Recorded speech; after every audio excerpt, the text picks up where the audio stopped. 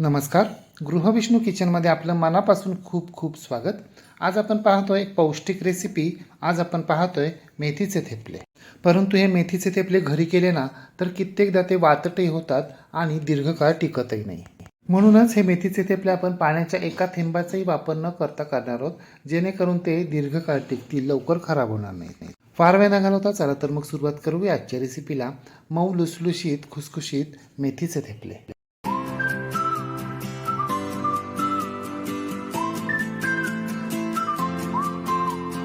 मेथीचे थेपले करण्यासाठी हे इथे आपल्याला एक हिरवीगार ताजी मेथीची गड्डी घ्यायची आणि ही गड्डी आपल्याला निवडून साफ करून स्वच्छ करून घ्यायची. जर आपल्याला मेथीची भाजी करायची असेल तर मेथीच्या पानांबरोबर आपण कोवळे कोवळे देठही घेतो, पण तसं आता आपल्याला करायचं नाहीये. आता आपल्याला फक्त पानं घ्यायची आहेत. मेथीची भाजी निवडून झाल्यानंतर हे मेथीच्या पानांचा आपल्याला एक बंच घ्यायचा आहे आणि या बंचचा आपल्याला रोल करायचा आहे आणि हा रोल आपल्याला बारीक चिरून घ्यायचा आहे. सगळी मेथीची पानं आपल्याला अशा पद्धतीनंच रोल करून चिरून घ्यायची आहेत आणि एकदा चिरून झाल्यानंतर पुन्हा रोल करायचं आहे आणि पुन्हा बारीक चिरायचं आहे, म्हणजे अगदी बारीक मेथी चिरून होते. जर मेथीची पानं तुम्हाला हातानं चिरून घेणं अगदी सहज शक्य नसेल तर हे एखाद्या व्हेजी चॉपरच्या साहाय्यानं देखील तुम्ही अशा पद्धतीनं ही मेथीची पानं बारीक करू शकता. हे व्हेजी चॉपरमध्ये सुद्धा मेथीची पानं अगदी व्यवस्थित बारीक होतात. हे आपली मेथीची भाजी अगदी बारीक चिरून झाली. मला जितकी शक्य असेल तितके मी बारीक चिरण्याचा प्रयत्न केला आहे. आता एका मोठ्या बोलमध्ये 2 मोठ्या वाट्या गव्हाचं पीठ, अर्धी वाटी मैदा आणि पाव वाटी हरभरा डाळीचं पीठ म्हणजेच बेसन पीठ घ्यायचं आहे. आता यामध्ये अर्धा टीस्पून हळद, पाव टीस्पून हिंग, 1 टेबलस्पून धने पावडर, अर्धा टेबलस्पून जिरे पावडर, अर्धा टीस्पून ओवा अशा पद्धतीनं हातावर चोळून घालायचं आहे. अर्धा टेबलस्पून तिखट लाल मिरची पावडर, 2 टेबलस्पून कसुरी मेथी, पाव टीस्पून काळी मिरी पावडर आणि चवीप्रमाणे मीठ घालायचे. आणि आता हे सर्व कोरडे जिन्नस आपल्याला चमच्याच्या साहाय्यानं व्यवस्थित मिक्स करून घ्यायचे, ते एकजीव करून घ्यायचे. कोरडे जिन्नस व्यवस्थित मिक्स करून झाल्यानंतर यामध्ये आपल्याला 3 टेबलस्पून तेल घालायचे आणि पुन्हा एकदा हे सर्व जिन्नस व्यवस्थित एकजीव करून घ्यायचे. हे आपले सर्व कोरडे जिन्नस व्यवस्थित मिक्स झाल्यानंतर त्यांचा अशा प्रकारे मुटका तयार व्हायला हवा. आता यामध्ये आपण बारीक चिरलेली मेथीची भाजी घालायची, अर्धी वाटी बारीक चिरलेली हिरवीगार फ्रेश गावरान कोथिंबीर सुद्धा घालायची.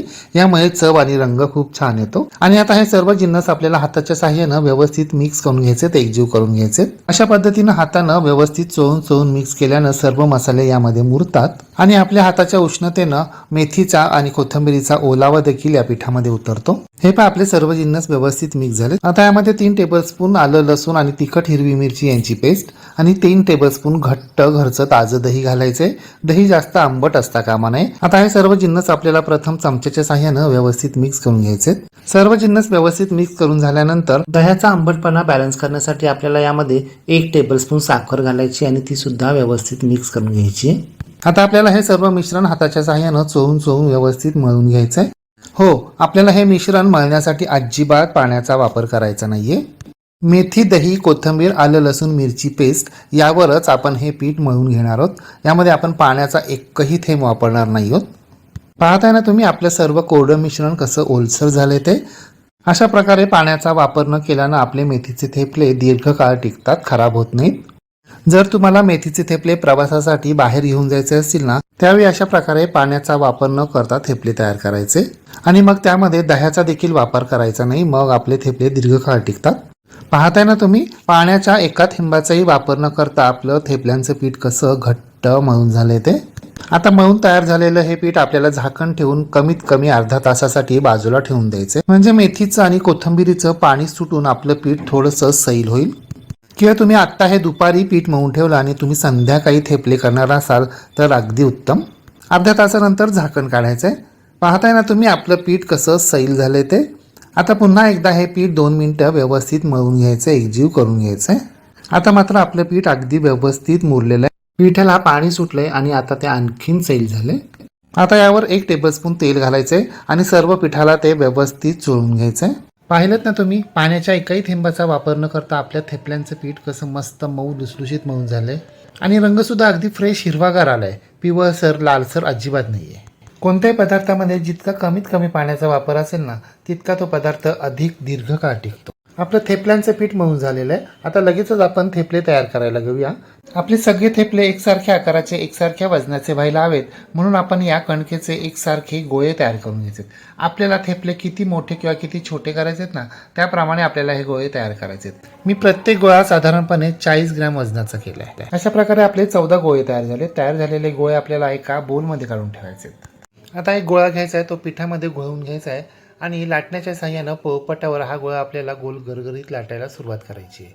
आणि हा गोळा आपल्याला पराठ्यासारखा जाडसर लाटायचा नाही आहे, तर पातळ लाटून घ्यायचा आहे. जर थेपल्यांमध्ये तुम्हाला पांढऱ्या तिळांचा वापर करायचा असेल तर तुम्ही गावरान पांढरे तीळ देखील वापरू शकता.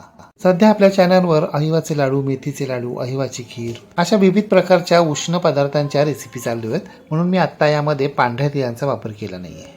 थेपला लाटताना तो आपल्याला एकाच बाजूने लाटायचा नाहीये, तर पीठ लावून दोन्ही बाजूने आलटून पलटून तो लाटून घ्यायचा आहे. मी पुरीपेक्षा अगदी थोडासा मोठा आकार घेतलाय. तुम्हाला जर मोठे करायचे असतील तर तुम्ही मोठे लाटून घेऊ शकता. हे पहा, आपला एक पातळ थेपला लाटून झालाय. पहा त्याचा थिकनेस किती येते.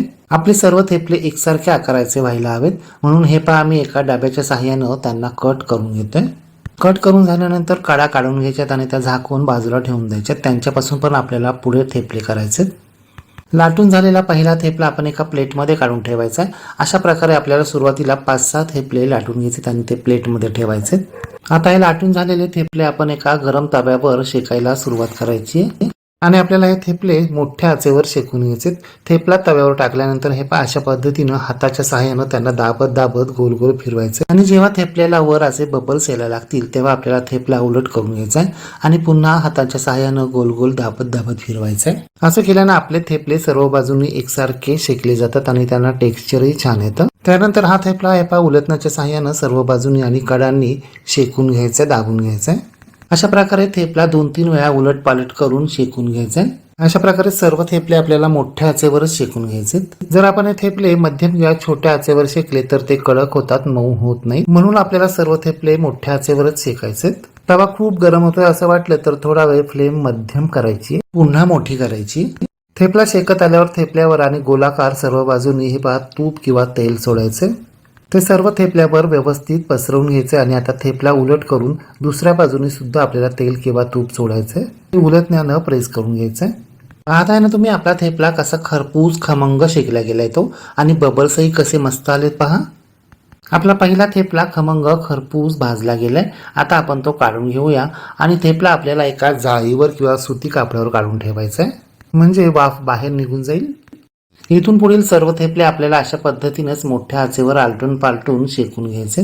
सुरुवातीला आपण 40 ग्रॅम वजनाचे 14 गोळे तयार केले होते. कडा कट करून झाल्यानंतर त्यापासून पुन्हा 2 गोळे तयार झाले आणि पुन्हा 2 थेपले तयार झाले, म्हणजे आपले एकूण 16 थेपले तयार झालेत. तयार झालेले हे थेपले आता आपण एका चटणी बरोबर किंवा दह्याबरोबर सर्व करूया. हे थेपले फ्रीज बाहेर सुद्धा 4-5 दिवस अगदी आरामात टिकतात, अजिबात खराब होत नाहीत. आणि दह्याचा वापर नाही केला तर ते आणखीन दिवस टिकतात. आणि विशेष म्हणजे आपण हे थेपले करताना भरपूर मेथीचा वापर केलाय, पिठाचा वापर अगदी कमी केलाय.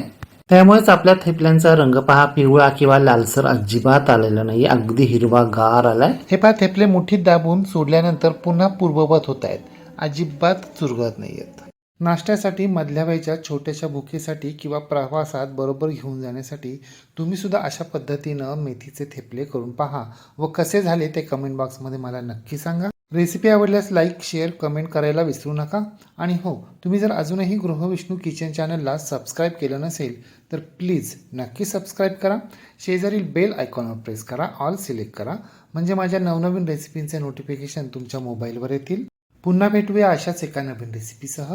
तोपर्यंत नमस्कार व रेसिपी शेवटपर्यंत पाहिल्याबद्दल धन्यवाद.